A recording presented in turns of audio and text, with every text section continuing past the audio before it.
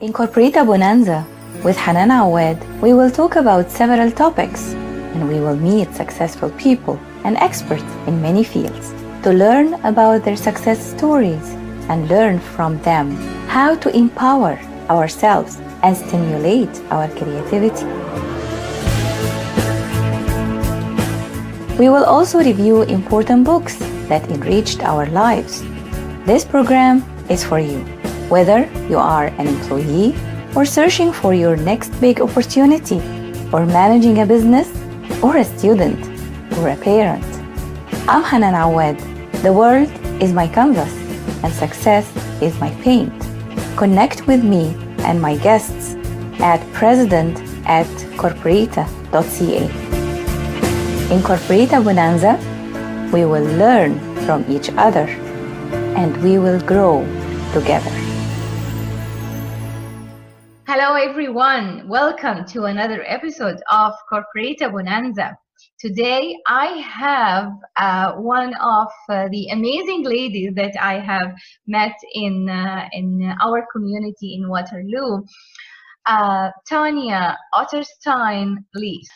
Tanya is an empowering mindful health and wellness coach, motivational speaker, author, and the creator of the Self-Empowering Academy.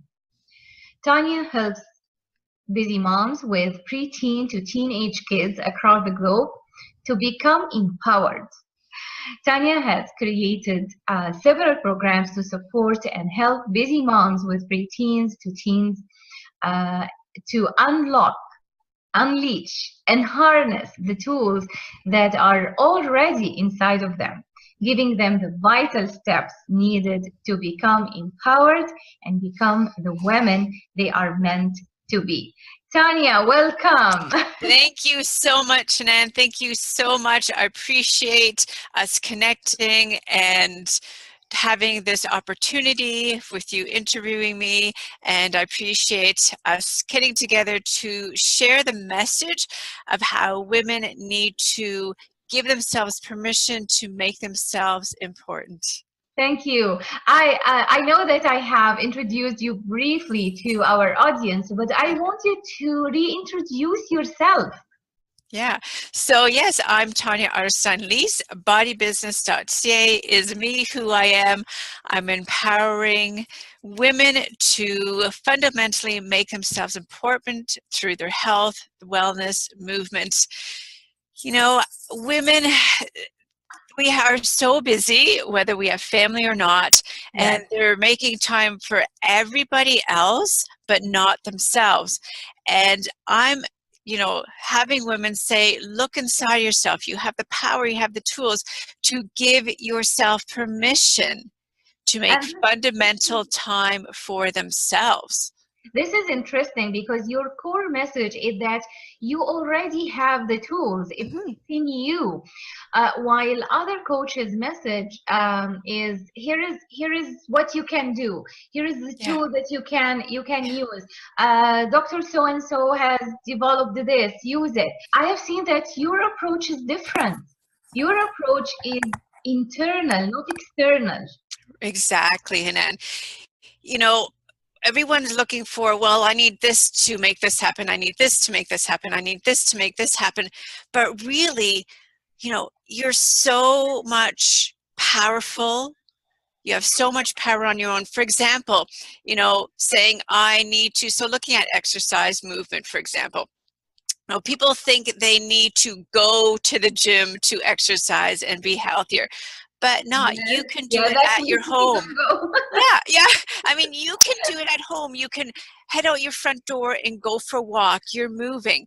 You can, use your own body to do exercises. You do not need to travel anywhere, And at one point, when women look back, there was a point in your life where you felt self-confident and you were proud of yourself and you loved what you're doing and you highlighted your achievement. You were telling people about your achievements.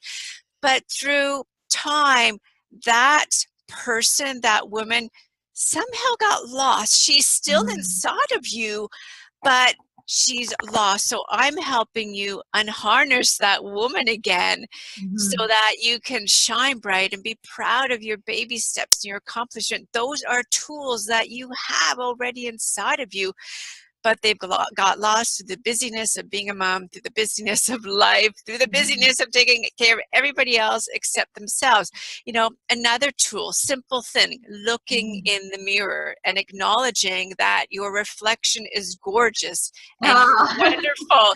And, you know, instead of looking in that tool, that mirror, and saying, oh, I don't like my hair today, or I don't like the way that my clothes are looking, change that mind shift. Use that mirror as a positive reflection, saying, oh no, I love my hair today. My outfit looks amazing. Like, I am glowing. So you have the tools. It's just needing to find them again. But I've been talking to lots of women, and one of I don't want to say it's like a theme, but I have heard it several times. Oh, I have never felt pretty. Right. I have never felt that I am achieving so and so, or succeeding to do so and so. So there is some women have this feeling that they have never been good enough, or pretty enough, or smart enough, or whatever enough. So when you meet these women, what's your approach? You know, I really love how you touched on that, Hanan, because especially in such a digital age, you know, it's not only magazines now, but it's, you know, scrolling through social media and seeing these images, thinking you need to be that person, but you do not need to. So, you know, when I approach these women, I hear it all the time. Oh, I want to look like this, and I want to be like this, and you know, I want to have self-confidence like that person. We break it down, and I ask, you know, I dig really deep.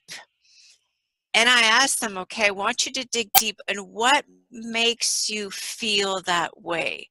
What makes you talk that way? Because there's something inside that is blocking them, being a barrier for seeing that positive stuff.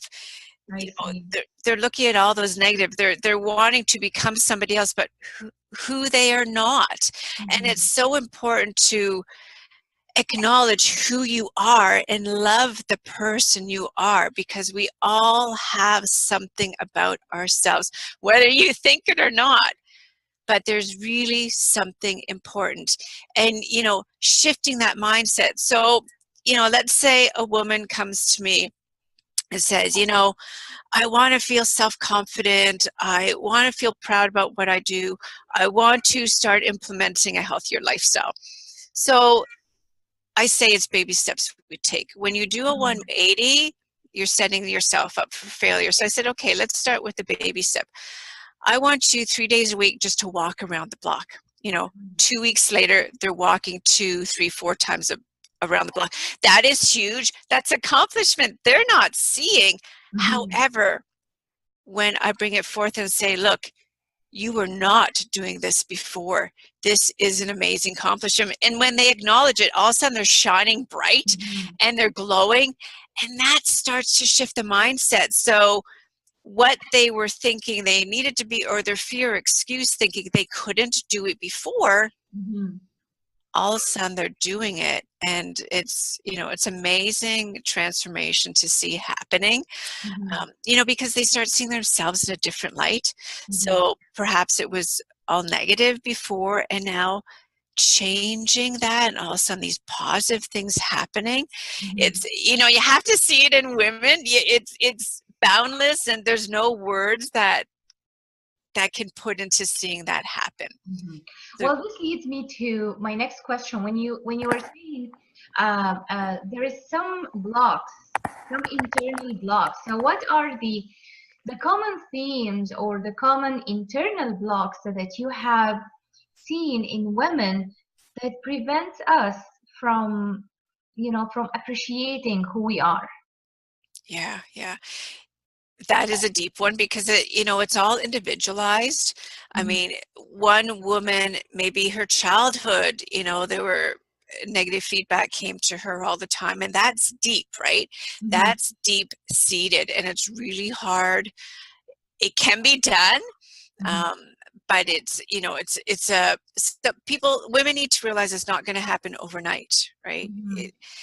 Women are looking for quick fixes, and I mean, I'm not going to lie and say it's going to happen every night. It's a journey that Mhm. needs to happen every day. It's little steps that need to happen every day. For some women, they could have been confident their whole life, and Mhm. then there's an event or a tragedy, or again, what they're hearing or what they're seeing all of a sudden changes the way they saw themselves before, um, no longer in a positive light. So does that make sense, Hanan? It really makes sense. Yeah. And I was thinking, okay, I might think of a moment in my life when I was functioning at my best, Hmm. but I'm no longer that person. You Yeah. know, Yeah. my life is different. The Yes. people around me are different. I am Yes. different. So how can yeah, based on your approach, how can I Yeah. tap into that moment while I was a different person? Yeah. I'm going to relate it to a client I had because Mhm. it's so true. I had a client who came to me. Um, she said, "Oh, I want to be. I used to do this. I don't want to. I don't do it anymore, and I want to be like I used to be. And I used to do this, and I don't know how anymore." We need to realize too, as we get older, I mean, I myself, right? Mhm. What I could do 20, 30 years ago, I need to realize I'm not that woman anymore. I'm not Tanya Otterstein-Liehs who I was, you know, even 10 years ago. So accepting who I am and acknowledging the things that I can still do. So, I said to this client, okay, you know, you need to look at who you are today, how far you've come. Maybe what you did 10, 20, 30 years ago was simple, but your life is completely different now, right? You have a busier lifestyle, you have a full-time job, you have kids, right? Mhm. And as long as you want to continue to try and be who you used to be, you're going to be stuck and never be able to move forward. So once we changed that, a light went off and she's like, "Oh, what? You know what, Tanya? I didn't even realize that. You're right. I can't be who I used to be." I said, "Correct. However, you can do amazing things Mhm. as the woman you are today, because there's things you could do today that are absolutely amazing that there Mhm. was no way you dreamed of or could even do it, even 5 years ago." And it's a really hard thing, especially at women, because we can be so self-criticizing, Yes. so self-criticizing and defeatful. And if I can just quickly touch base on something, right now, just to, maybe other women are in the same situation. um, being a health and wellness right now, I'm training for half a marathon. I haven't ran in years because I had, issue with my knees and ankles, but I said, you know what, I'm going to do it. I'm half an hour slower than I was even 5 years ago, but you know what, the fact is, I'm out there, I'm doing it. I don't want to set personal records. The fact is, I'm just doing it, and I'm saying, and women need to be saying, you're doing it. You have a choice. You have a Mhm. choice to sit there and let fears and excuses stop you continuing to be your road barriers, or you can step over and say, you know what? The fact is, I'm going to not let these fears and excuses stop me. I'm just going to go for it and do my best to my best abilities, because Mhm. this is who I am now. And just the achievement in doing it, being accountable and doing it, is the prime message. Mhm. So the key theme that I can see in your teachings is that empowerment, self-empowerment. So why it's not easy to to empower ourselves? You already talked about, we are searching for the low-hanging fruits and the instant gratification and instant rewards. So maybe this is one of the reasons, but how we can do this, how we can self-empower ourselves. Yeah, it's, and empowerment is sometimes such an overused word now. It's lost its true meaning, I find. It's lost its true meaning. I find when we support each other as women, as a whole unit, we're stronger than trying to do it all on our own. So, yeah, empowerment, it's become such an overused word. I mean, I feel it's lost its true meaning. Empowerment needs to start from within. It's giving yourself the acknowledgement of what you can do. It's giving yourself the permission to say, I'm going to do this. Because giving yourself permission is the hardest thing to do. So empowerment, permission, I think are tied in really, really strong. The permission to give yourself self-love, the permission to say it's okay to have fears, the permission to realize I do not need to be the superwoman, right? It's the permission to accept your faults, right? The permission to acknowledge we're not perfect. Nobody is perfect. And that's where I feel empowerment is tied into giving yourself a voice, not being afraid to speak up, giving yourself, again, empowerment to acknowledge and give yourself permission to realize that you are important and you have a voice and you need to speak up for what you believe and what you don't believe. And, giving a prime example, women in workplace, they're overstressed because of workload. They're stressed at home, but yet they're afraid to say no to another project on the 10 they're already trying to do. So giving themselves permission, giving themselves the empowerment to say, you know what? I cannot handle any more projects. Like, acknowledge that and say, I'm working with 10 projects. I want to give them 100% instead of trying to do another one and not giving 100%. I mean, you hear that so much, right? Women thinking they need to be able to do everything.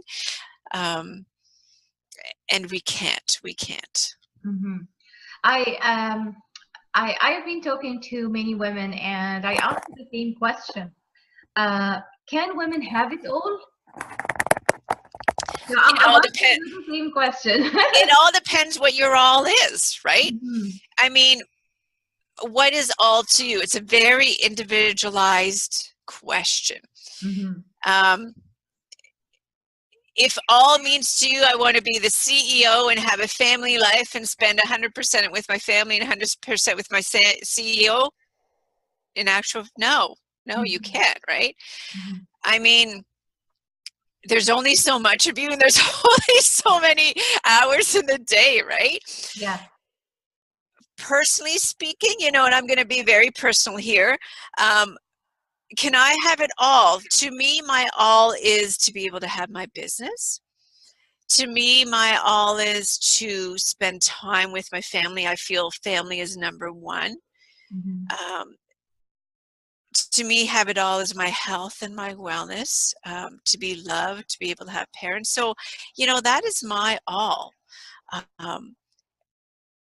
There's a certain points in the hour I give my all to my business, but then there's the other points in the day I give my all to my family and my business. Okay, I'm done for the day with my business. Now it's family time. So it's very individualized. For someone to say, I can have it all, and someone believe that, I think it's two different things. And for someone that doesn't have it all, but yet they hear from someone else they do, it can be really self-destructive. So I don't like hearing that message on a personal level, because it can be self-destructive, because a lot of women think, well, how come she can have it all and I can't? What's wrong with me? What am I doing wrong? Right? I've been talking to a friend, and she once told me, oh my God, my my manager, my boss, she's an amazing woman, and she have it all. We were discussing this, concept of having it all, and I Yeah. told her, how do you, decide if she have everything? And she said her house is big. The house is clean all the time. She's successful. Mm, She looks amazing every day. And we've been talking, and during our talk, she said her son is sick and he's suffering so and so. And I mm-hmm. told her, see, Yeah. this is the missing part in her life. Yeah. Maybe she has the biggest house, maybe she has the most clean house, Yeah. or the amazing, but there is something missing. Something lacking. Yeah. Yeah, Yeah.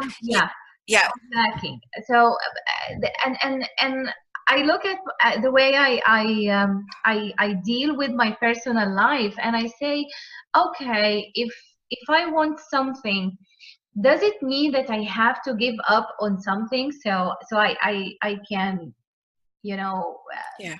have this instead of that, Yeah. or sacrifice this to that, or trade offs? So it's somehow, I don't want to use the word depressing, but Well, somehow it's heavy loaded. yeah. You hit a word and it really jumped out at me. You said sacrifice, Hanan. Yeah. Sacrifice. I feel it's a choice, right? I'll Mhm. admit our house is not spick and span. I mean, I have a 12-year-old, 15-year-old. We have a dog. We are, outdoorsy people. Our house is not spick and span. The dishes are not always done. I am not always looking. I mean, what's perfect? I don't know what perfect is, Mhm. but I have a choice, right? I have a choice. I mean, I could go crazy and trying to have the house clean, but instead I choose to have the kids help clean, right?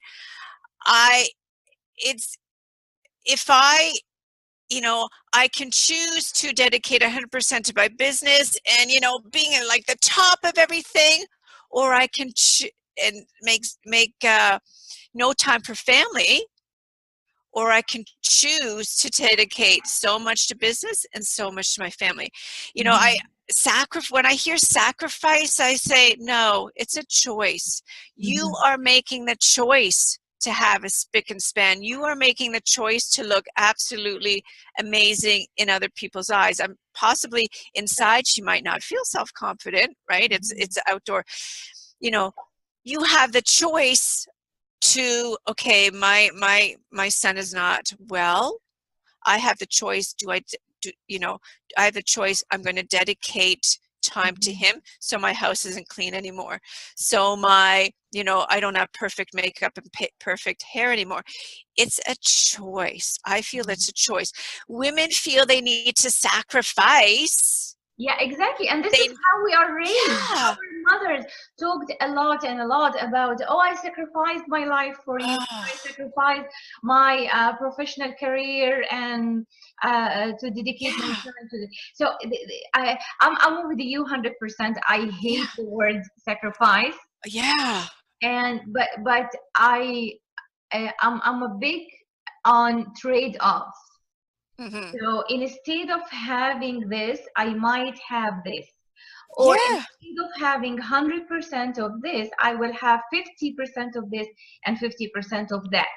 So it's Correct. trade-offs, what we are trading off so we Yeah. can have something else.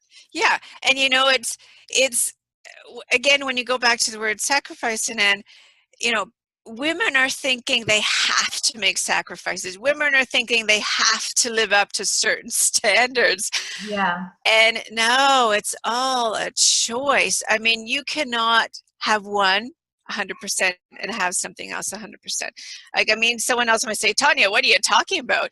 But, I feel you and I, family is really strong. So we know, it's like you said, and I said it, we're giving 50%. We're making a choice to give 50% to business and 50% to my family, because personally, and this is my personal, if I do not have my family, if my family is not well, whether it be my kids, my husband, or my parents, if they're not well, and I'm choosing not to make them a priority, then I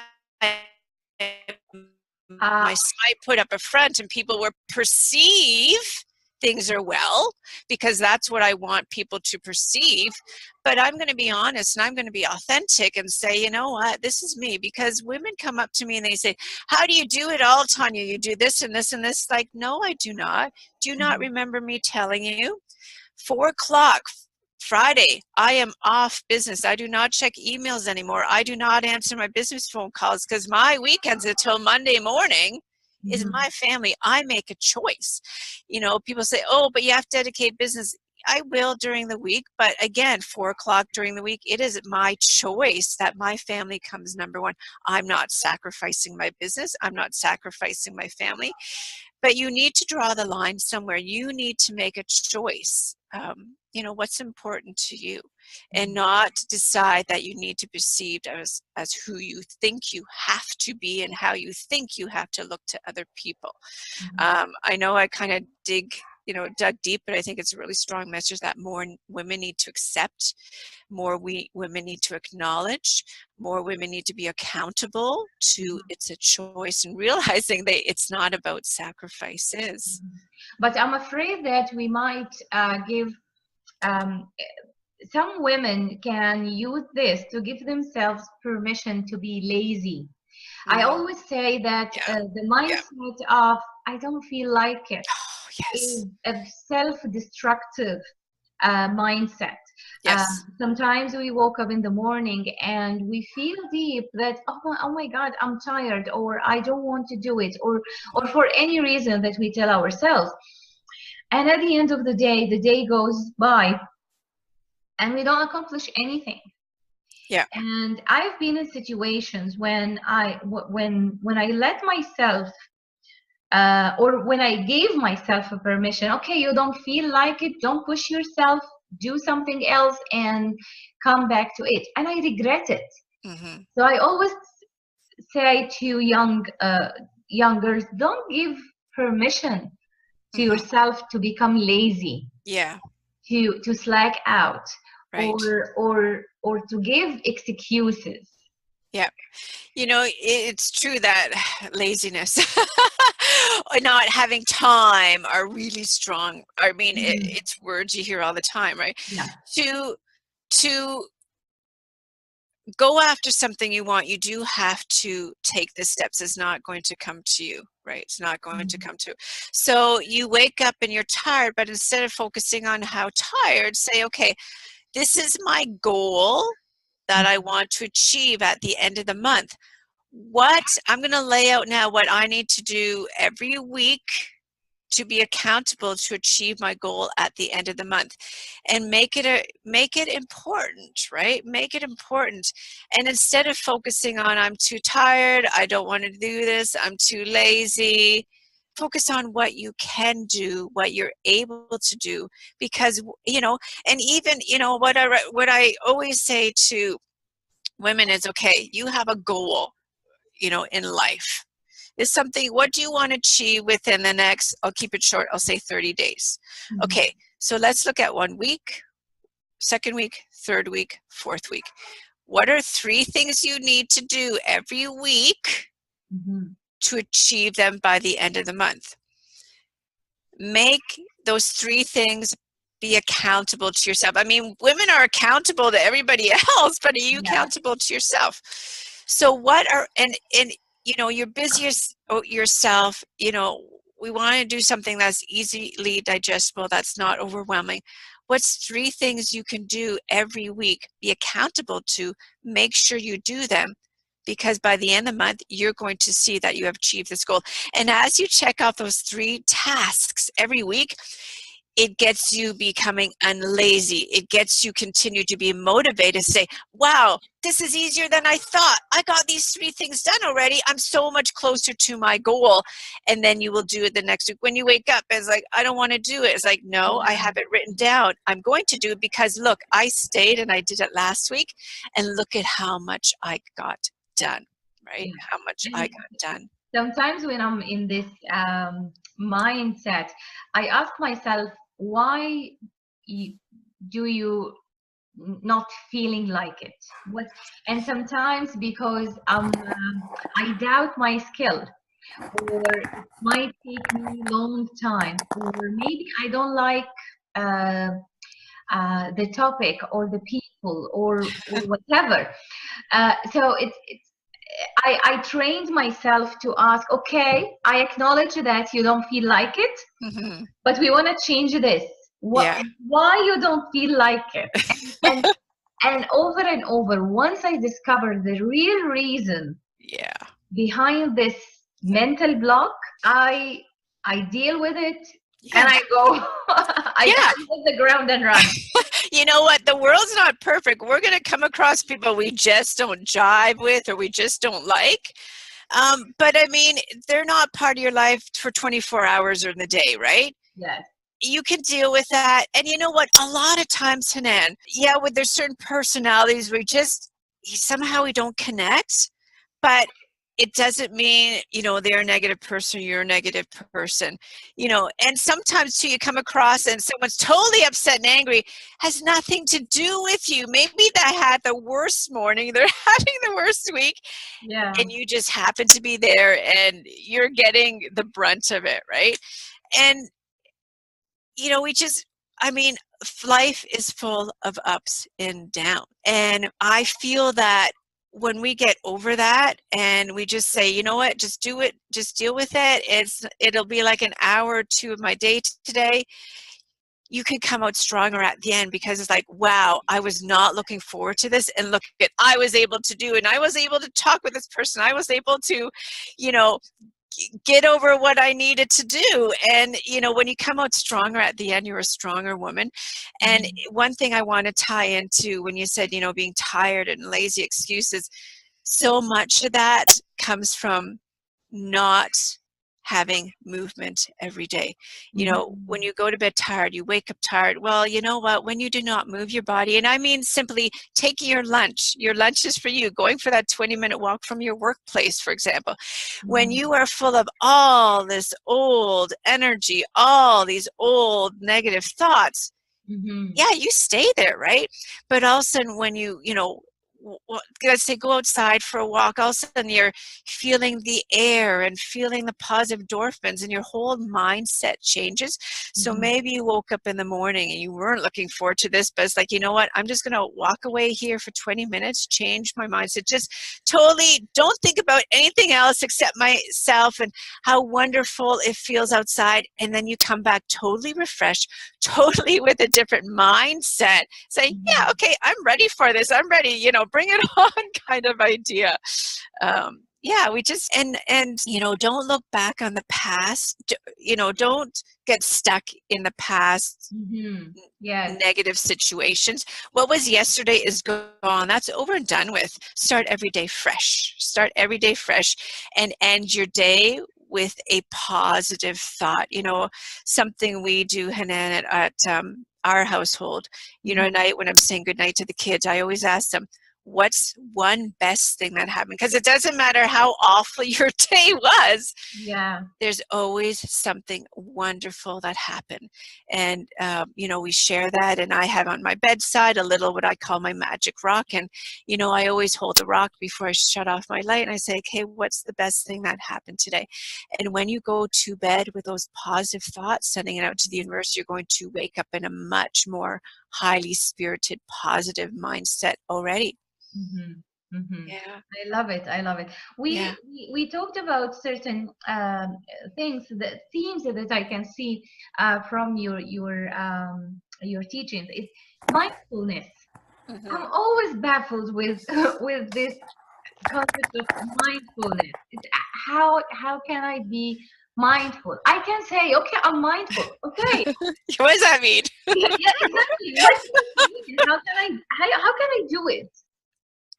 The awareness. You know, mindfulness is being aware of how you're feeling. Mindfulness is being in tune with your body. Mindfulness is stepping away and if you can't step away, just kind of stop what you're doing and say, okay, wait, how am I feeling right now?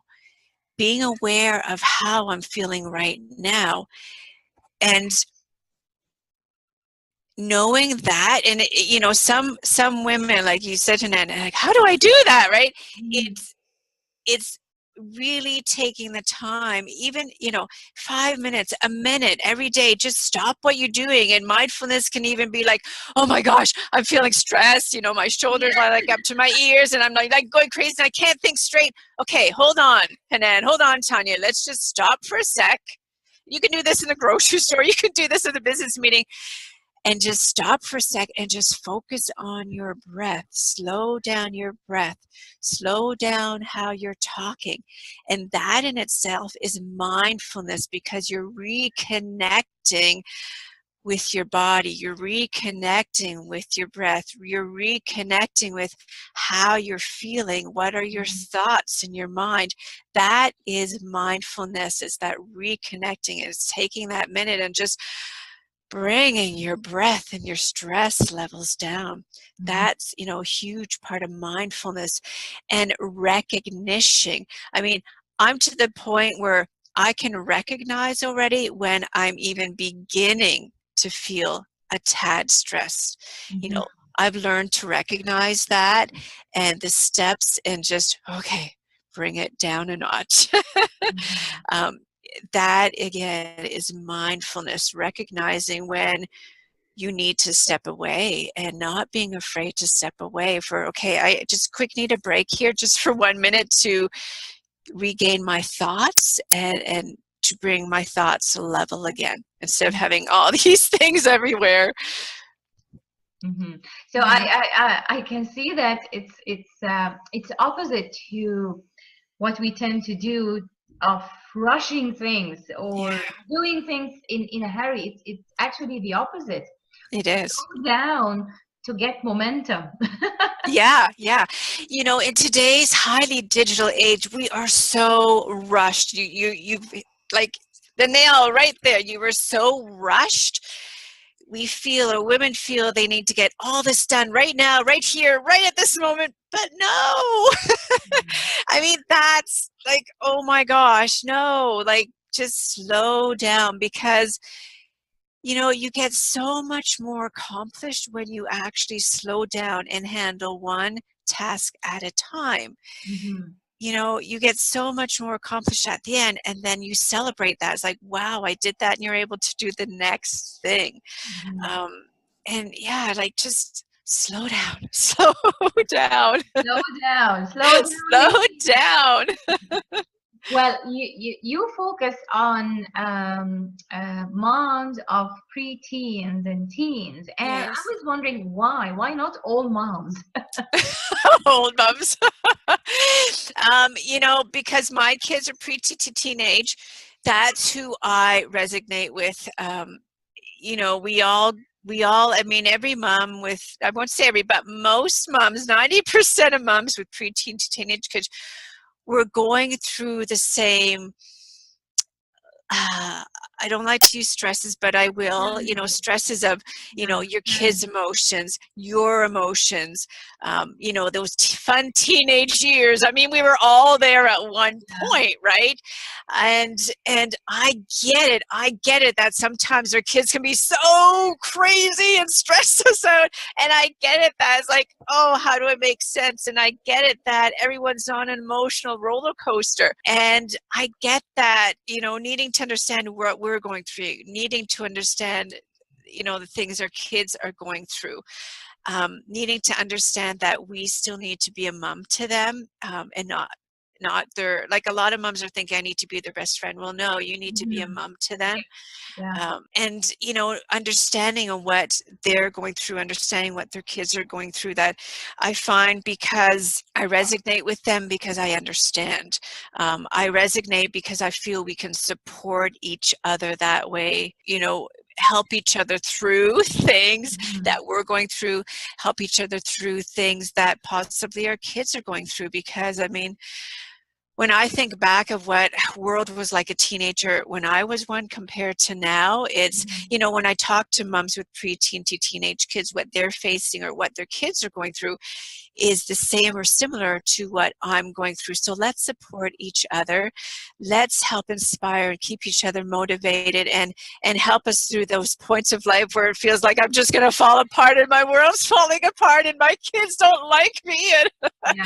I mean, it, I, you know, it's, I like how you said that there are certain themes that you know that appears in every mom's life, and this is yeah. from my experience.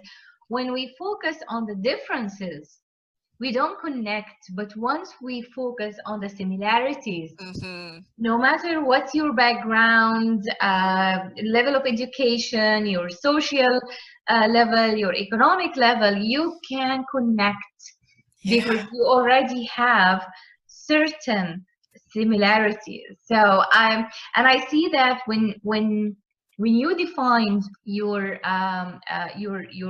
clients, uh, you selected a clientele that looks like you. Yes. When it comes to health and wellness, you had your own health struggles at one point in your life, and you tap into your experience. And now in dealing with motherhood, you connect with women in the same stage as you. Yeah. Yeah. You know, so again, looking at preteen to teenage moms, they're, you know, women aged 35 to 55 is that, you know, that demographic age. And yeah, like that's who I resonate with, because you know what, as we get older, our metabolism gets, you know, slower. As we have kids, you know, we face similar struggles of having kids that age. And you know, as far as the younger crowd, the millenniums, I do not know what that world is like. That's so totally different. So I want to work with women who I know I can help them transform the way they're feeling. I can help them transform their mindset, because they're like, Tanya, you get it. You get it. I said, yeah, I get it, because I'm going through the same things, you know. And for example, when you talked about, you know, health wise, 2.5 years ago, 3 years ago, I was diagnosed with vertigo. You know, it was just after Christmas. I was walking and I would fall down and I would faint, and it was like the room was spinning unbelievably. I couldn't open my eyes. It was awful. It was awful. So, you know, I went to the doctor. I was like, well, you have vertigo. I was like, okay. So I know my limitations. I know, you know, when there's air pressure change, it sets off my vertigo it's not extreme like I used to have it. But you know, I, for example, when the air pressures change, I feel a bit dizzy and I have to slow down. Because if not, you know, I can't deal with things anymore because things are spinning. And it's amazing how I didn't know vertigo existed until I had it. And all of a sudden, these women are coming up to me saying, I have vertigo, and my sister-in-law has vertigo, and, you know, so-and-so has vertigo. And it's like this whole world of women with vertigo opened up. And, you know, when I start talking to them and saying, giving them the steps of how I deal with it, and them saying, oh my gosh, thank you, Tanya, now I know what can help me. So that opened a whole new world. And women knowing that they're not the only one, and, you know, knowing that there are things that can help them to deal with that. You know, if you're, you know, things are spinning, then you need to just kind of stop and breathe until the world is like, okay, I'm balanced again.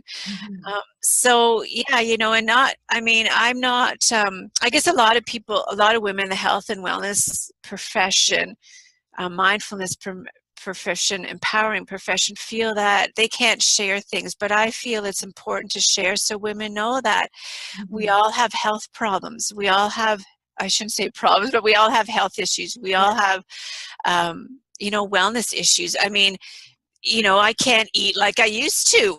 And, women wonder why, oh my gosh, why in my age now can't I eat like I used to? Well, there's so many different things. I mean, there's hormonal issues. I have hormonal issues. And being authentic and letting women know that, I'm not this when you hear, health and wellness or fitness professional, I'm not that typical what you might have perceived in your mind. Like, I have issues just like you do. And let's go through this together, and let me share with you what I go through and have it help you, and tips. And, I find that knowing that there are women that are going through what I do and I can help them, that is, for me, my passion, part of my passion and what I'm doing. And knowing that, accepting myself for I don't like to call faults. I think faults are what makes me unique, what makes you unique and special as an individual, who Hanan is, who Tanya is. And this is who I am. And I'm not going to try and be somebody else. Not trying to be somebody else, I think, is a really strong message. Accepting you as a woman, accepting you who you are, and seeing that you have so many strengths that you didn't acknowledge before, but you need to acknowledge them now, especially as, busy mom, preteen to teenage kids, being a role model to your kids, letting them know that mom's not perfect and I have faults and it's okay. Again, I don't like to use faults, but that's what women, perceive, by letting your kids know I'm perfect. No, mom's not perfect. I go through emotional roller coasters just like you, letting letting my kids know that, what, I'm really upset and I'm really angry with you now, but I'll always love you, and letting them know it's okay to say to me, Mom, I'm really angry with you and I'm really upset, but I know they still love me and I'm going to accept them for, if they want to be angry with me, that's okay. Because I get angry too. So I know I just hit a whole bunch of notes. No, actually, I like it, and I was trying to to link what you are saying to my personal life, and this actually, I like the notion that you are not like any health and wellness coach, because you share your personal story, and this makes you, I believe, approachable. Thank you. I can go to a coach, and they seem that everything is perfect. She's been exercising since she was 3, and and I'm struggling. I cannot push myself harder. I cannot do this. I cannot do that. I have also my health issues and things in my immune system. So when I start talking about these things, I don't want anyone to look at me, oh, so bad, poor something. No, give me tools, empower me. Yeah. Empower me to change the way I behave, to change the way I manage my life, so I can become better. And I know that because you've been there, or you had your own struggles. Now, when you were talking about kids and dealing with their emotions, I loved when you said you have emotions and they have emotions, and I think this is how this stage is critical, because at this stage women themselves are struggling with their own hormonal changes and life changes, and I hate to use the word middle life crisis or something. We've never been in crisis.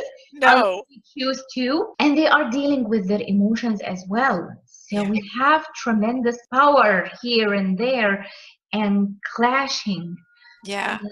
So how we can deal with this? Having a teenager or preteen in the house is chaotic. And heavy loaded. So how we can deal with this? And it goes back to, again, when I talked about realizing and feeling what you feel and acknowledging and being aware of it, because in this premenopause, I'll say premenopause, because a lot of our women, women can start as young, actually in 30 to be premenopausal, but 35 to 55, I'm premenopausal, but is the fact that I can be on an emotional roller coaster, but I've recognized that. So when I really feel grouchy, it's like, oh, I'm really grouchy today. Or the kids say, Mommy, you're really grouchy today. It's like, yeah, I know I am really grouchy today. Or I'll even say, all of a sudden I'll stop and say, boy, Mommy's really grouchy today. So, acknowledging that and there's talking nothing. about emotions, Yeah. sometimes women and moms are afraid to express our emotions, because our kids, they are the little cute bubbly things that we used to play with. And at least for me, I feel guilty if I'm suffering at work, or I'm dealing with some issue, and I'm at home and I'm feeling upset. As a mechanism, I developed throughout the years, I try to look happy, pretend that I'm okay. Yeah. But I discovered that actually kids can sense this. My gosh, And actions. sense that you Yeah. are not authentically happy. Your people, women do not realize that. It's like you said, your kids have been, whether we adopted them older age, whether, we gave birth to them, they have recognized our emotions. They can sense it. Mm-hmm. And it's like you said, it's not what you perceive, actions speak louder than words. So me, yeah, I got a happy face, I'm really happy, but yet your body language, the Mm-hmm. way you're talking, that's not you. Like, okay, there's something else here, Mom, right? And why do women need to think that they have to be happy all the time? Emotions is a part of life. When we look at men, when men are ticked off, they're not apologetic. They'll get angry, they'll raise their voice. They're not apologetic. They do not feel guilty for showing that emotion. Sadness, happiness, anger, those are healthy emotions, and being angry, when I say healthy, it's okay to raise your voice, right? That is healthy. That is releasing the tension. When you are angry and you're inside and you're not releasing it, you get more angry and the emotion builds up until one time you finally explode, and then, oh my gosh, do you feel guilty for exploding like that? Instead of, okay, I'm angry right now, I'm going to raise my voice, I'm going to be upset with the kids, it's over and done with. At least then you told them, look, I'm frustrated with you right now because I asked you to do this and you haven't. And that is okay. Your kids need to see all your emotions, because you know what, Hanan, when our kids hit life on their own, and they've never come across what people's true emotions are, boy, we're not setting themselves up for success, are we? We're not setting themselves up for success. And again, going back to teenagers, my gosh, they're on an emotional roller coaster. And, my son, he's 15, and my husband and I just said the other day, is like, yeah, it's those teenage years. He's testing us. But that's okay, because you know what? He knows we're still here from us. And at the end of the day, it doesn't matter how upset he was. Mm-hmm. He still wants us to say goodnight to him. He still wants a hug and a goodbye kiss when he leaves the door. Hopefully he doesn't hear me say that. But but it's true, because at the end of the day, oh my gosh, we as parents are such a strong support for them, and them, our preteens and teenage, knowing they're allowed to get angry, knowing they're allowed to show emotions. And it's respect too. There's no way we're never going to allow our kids to tell us, swear at us, because then they've just disrespected, and that is not okay, right? But because we've healthy way of expressing anger. So when we say raise your voice, because some people might take these messages and interpret it the wrong way. Yeah. I can feel that you are saying, okay, give yourself to feel whatever emotion that you are feeling now, Right. and express it.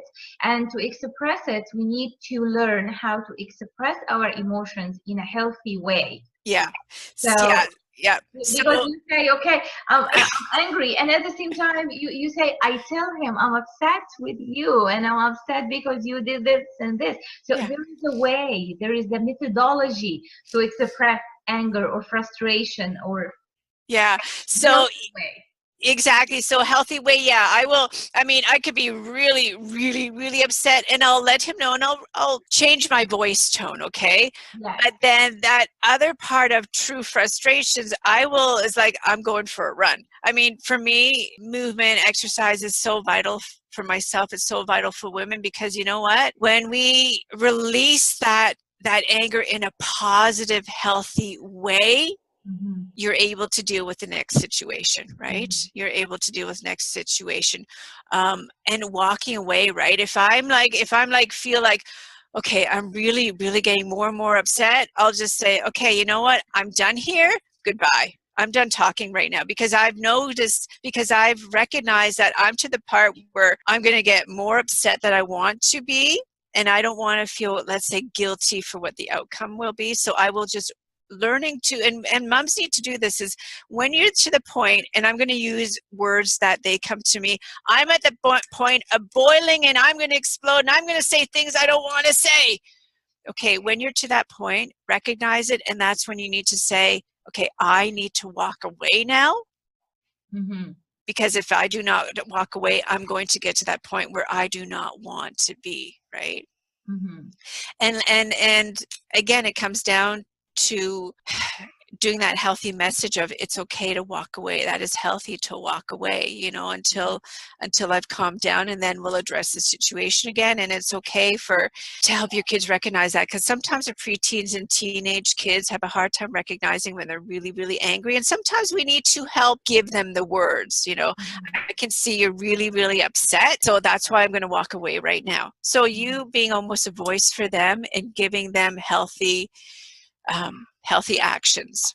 Does Mm-hmm. that make sense, Hanan? I mean, I have so Yeah, much it going makes through my sense. mind It of makes what I want to sense. say. Actually, I use a strategy that I borrowed from the business world, because you know all my expertise in management and the business consulting. But in the business world or the management, we use a technique called STAR.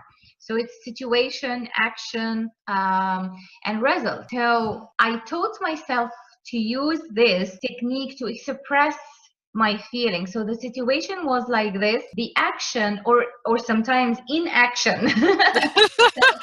So you acted this way, or you did not do or act this way, and the Yeah. result is like this. So the result is two parts: the actual result that resulted out of the action they did, and also the result on the impact on my feelings or how I feel. So let's have an example of you didn't clean your room, for example. Mm-hmm, So the mm-hmm, situation is that we have a messy room.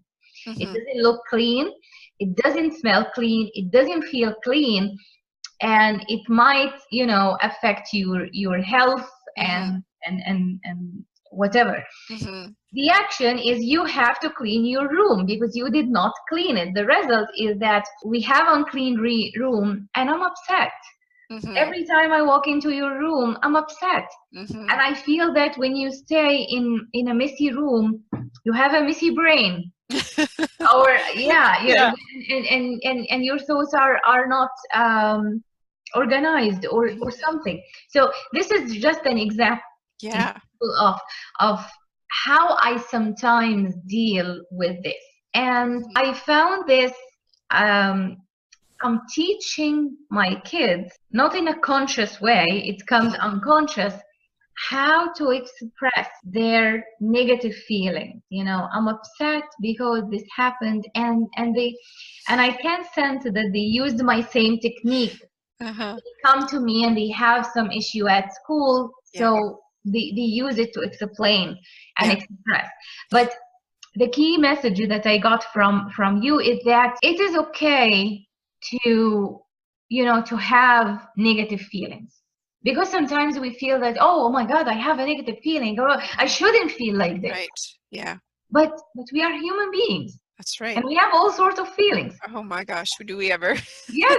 Yeah. So the first takeaway is it is okay to feel negative feelings sometimes. Exactly. And the second way is finding healthy way to express those feelings to our kids, Mm-hmm. Mm-hmm. especially if they are teenagers, you know. Yeah. So Yeah. so we need a different way to handle them. Yeah. And, you know, and tying in with that too, Hanan, that, you know, I'll often, you know, I'll just use my son, for example, because he's the teenager, the 15-year-old, and you know, us both having boys, that I also explain afterwards. I'll say, you know, do you understand why I'm getting upset about this? You know, I want him to know why and to recognize it. And yeah, he knows why, right? Yeah. And, or it'll be, you know, hey, you know, I'll say, you know, how many times have we talked about this already? So again, because, you know, teenagers have so much that goes on in their mind that, you know, maybe they remembered our conversation from yesterday and then, you know, but they don't remember the one from 2 days ago, even though it was the same thing we talked about, right? And I mean, I really feel, you know, with our kids, with teenagers, it's really because, again, they have so much going on in the mind that we need to remind them or address again and let them know why you're getting upset about this certain thing all the time. Because, yeah, true fact that, yeah, I just forgot. It happens. I mean, we forget things as parents, right? But when it comes to reminding them the same thing all the time, and you know, and I had to laugh when you talked about, you know, your room being a mess. There's points where I thought, okay, you know what? I have a choice here. I can keep on getting upset because I'm seeing like this room a mess, or you know what? He's the one that has to sleep in that room. He's the one that can deal with the mess. I'm done. I have a choice. Like, I'm done being frustrated, right? You know, and because we as women, I mean, I sometimes struggle with this too. We as women sometimes can have set things of how we think it should be, and it has to be done like this, and it has to be done like this, and it has to be done like this. But you know what? Okay, he has a messy room, but you know what? His room's not going to fall apart. The house is not going to fall apart. Right? So again, you know, sometimes I do tackle that too. Is like, oh, it's such a mess again. But then I say, oh, well, I'm tired of getting frustrated about the same thing, right? And then I, you know, I'll come up and say, okay, you know what, you know, and I'll even sometimes put the words, it's like, I know I'm nagging you and it sounds like I'm nagging you, but that's because I've mentioned this 10 other times. So yeah, that's, you know, just, you know, from my mom's point of view. I sometimes feel that when we have to repeat something over and over, it's because our way, it didn't click with our kids. So recently I started to think, okay, instead of repeating the same message, why don't I use a different way, or a different, not, it's the same core message, but in a different way, because our kids have different ways to learn. So once we have the right clickable message, we get it. Yeah, and it's, you know, I have a daughter and a son, and I mean, from day one, they've been very different. And I feel it's really important that parents acknowledge that their kids are very different. They have different personalities, even if they were both girls or different boys, right? And I've learned communication skills work better with my daughter, and what communication skills will work better for my sons. Talking to them, or taking the parenting skills, the mom skills, and applying them in a different way to have a positive mindset, to have wellness in the way we perceive things, to have a positive mind shift happen with both of us, you know, with the full family as a whole unit. Yeah, I love it. I love it. When we were talking, we used the term health and wellness. So what's the difference? What's the actual difference between, okay, I'm healthy or I'm well? So yeah, it's huge, right? So the healthy part is the movement or the exercise, the balance. Remember, notice how I say balanced eating. I'm not saying, you know, healthy, because when I hear healthy, people perceive things like salads and, you know, this and that. Balanced means it's okay to have a piece of dark chocolate every day, and, you know, a balanced eating, right? I mean, it doesn't mean you need to, it's a 80-20%, like eating balance 80% of the time, 20% of the time, you know, doing healthy treats, because it's not like you're going to, there's a balance between eating a piece of cake once a week, once 2 weeks, or eating it every day, right? So again, the balance would be, you know, I don't know, once every 2 weeks or once a month, right? Mm-hmm. So healthiness comes from exercising, moving your body, and balanced eating. Mm-hmm. Balanced hormones. The mind, the wellness is your mindset, right? Mm-hmm. Because, and it doesn't matter how balanced or healthy you eat. It does not matter how much you exercise or move your body. Mm-hmm. But if that wellness, if your mindset is not on a solid ground, the way you think about yourself, the way you perceive yourself, the way your lifestyle is, then nothing else is going to work. It's like a foundation of a house. That's what I like to say. I'm helping you shape your foundation. Because if your foundation, if your wellness, if your mindset is not strong, just like a house, it's not going to stand up and it's going to collapse, right? Triangle, you have a healthy component of balanced eating, you have the exercise component or the working out, and then you have your mindset, that wellness mindset. And I say to women, I said, until your mindset is healthy, it doesn't matter how balanced you eat, it doesn't matter how much you exercise, you're not going to see that as a positive thing until that mindset, that wellness, that health, that the way you perceive things And is I think positive. this is the empowerment component that this takes us to the beginning of this wonderful conversation. Yeah. Empowerment comes from within. Yes. Moms, if I could give you this strong message, women, you have permission. You have the choice. You need to make vital, crucial, life-dependent me time every day, whether that's 5 minutes, whether that's 20 minutes, but you can do it. To say you have no time, you do. It's amazing what women can have themselves do when they give themselves permission, when they make themselves have the choice, when they actually keep that appointment and make it a part of their daily life, they're part of their lifestyle, implement it. And I know I'm such a talker, so I'm being looking at the time. Yeah, I loved it. Thank you so much, Tanya, from bodybusiness.ca. I really enjoyed our conversation, and I really, really learned so many things, and I'm sure that all our audience will take some gold nuggets from what we discussed. Thank you so much. And thank you very much, Hanan, as well, for having this conversation with me and letting me share this powerful message that I feel more women need to hear. Thank you. Thank you for listening to Corporita Bonanza with Hanan Awaad.